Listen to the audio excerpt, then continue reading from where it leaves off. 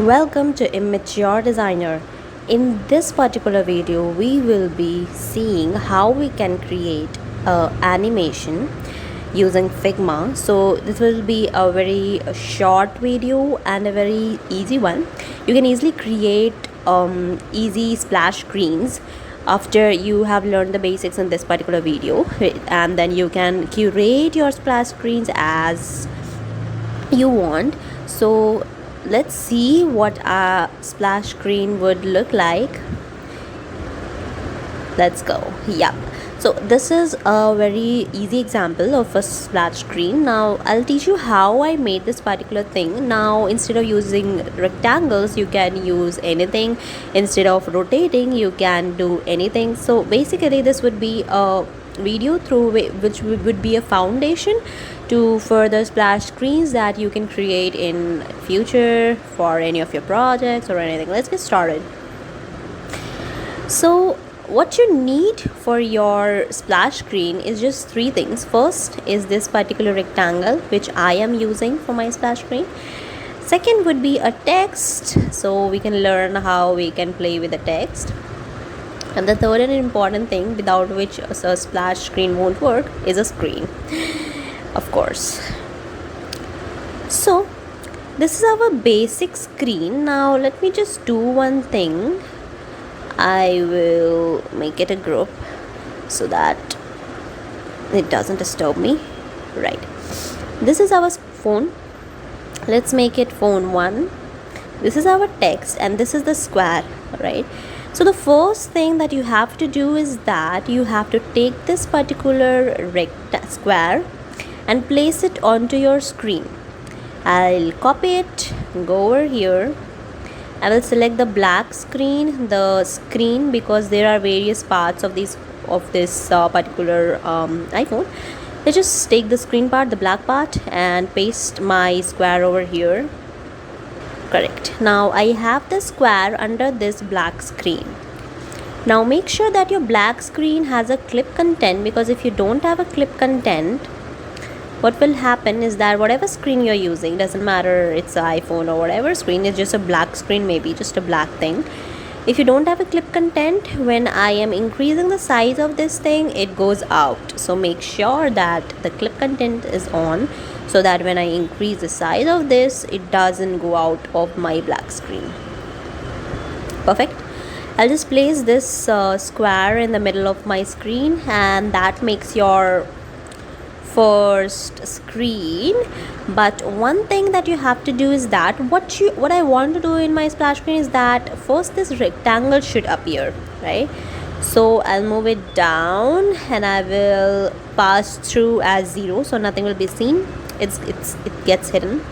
So the first thing will be a black screen, and that particular rectangle will go up and fade out and appear in my second screen. So first screen is black and my square has been hidden over here. I just pushed it down and made it pass through as 0%. Now this is my second screen. Now in this, what I'll do, first of all, I'll rename it so that there's no confusion for you all. In my second screen, I will take this particular square which I had which I hid in the first screen. I'll just take that square. Instead of moving it up and then making it appear, we will first make it appear. That is, first make it 100% and then move it up. That will make it appear while it's moving up, so you can see it while it's moving up. That makes your second screen easy peasy, very easy. Now we'll go to the third screen. Now in the third screen, I just want to do one thing. I want to take this rectangle and increase its size a little bit. So press K and you will see this arrow. Press Alt and Shift, then the center remains the same and it increases in size. Let's just not make it this much, let's just keep it 1.35 around. This much is fine for me. And then I'll also rotate it to minus 135 degrees and it gets rotated. Perfect. After this, what you can do is that after I have already rotated it, let's move on to our next screen. So let's just rename this one as number 3. whatever, rename it as number 4. Perfect. Let's just make it small now in the same everything will be same. You just have to make it small. So let's just click in the height and make it around 30. It's small now, and then move it in the center. Perfect. So what we have done till now is that we have put this particular square in this screen, moved it down and made it pass through at 0%. In the second screen we made the pass through as 100% and moved it up. In the third screen we have just rotated this, we have increased the size and then rotated the rectangle. And in the fourth screen we have kept everything same, just reduce the size to around 30. Okay. In the fifth screen, I want this to move aside and the text will appear. Where is our text? This one is our text. So the text should be inside a frame. This should be a frame and not just a T, not just a text, but it should be a frame. Okay, copy it. On the main screen, I'll paste it so that it's inside my screen thing. In my screen, there are two things, the text and the square, right? Now I will move the text over here down in the middle, just matching the base with the circle. Move it a little left. Perfect. But now one thing is that I just don't want in my fifth screen the let's go should appear like this. I want the let's go to come from this side and open up, and this circle will move aside. So this is here. So in my next screen the circle moves aside as well as the let's go appears and moves from the left towards the right. That's what I want. So this stays here. This is completely fine. In the fourth screen, just copy it, copy the particular frame, copy it, and in this frame paste it. It goes in the same place. But I want it to move a little bit from left to right as well, so I'll shift it a little bit here.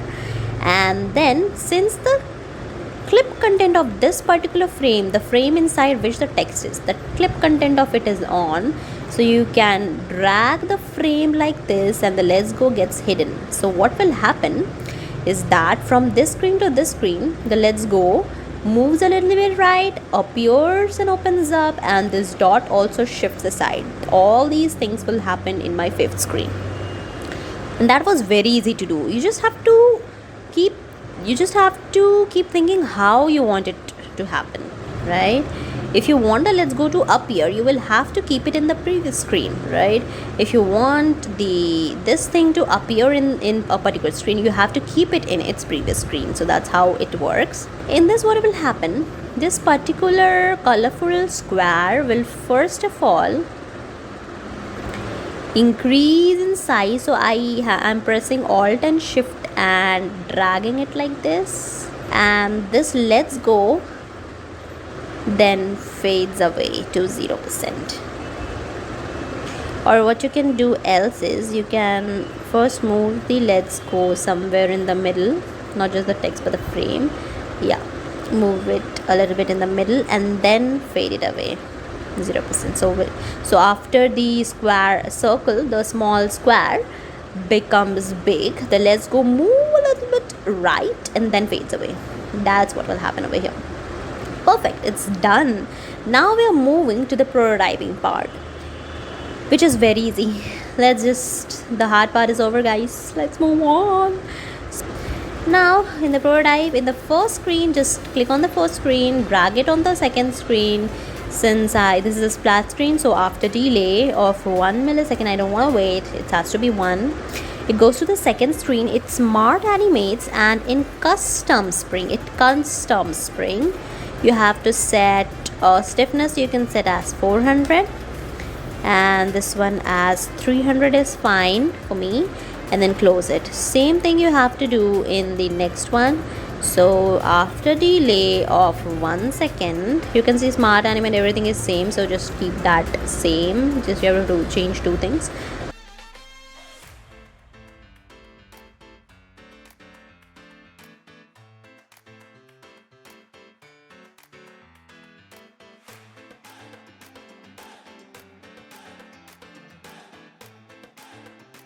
Now from the fifth screen to the sixth screen, the animation you can make a little bit different.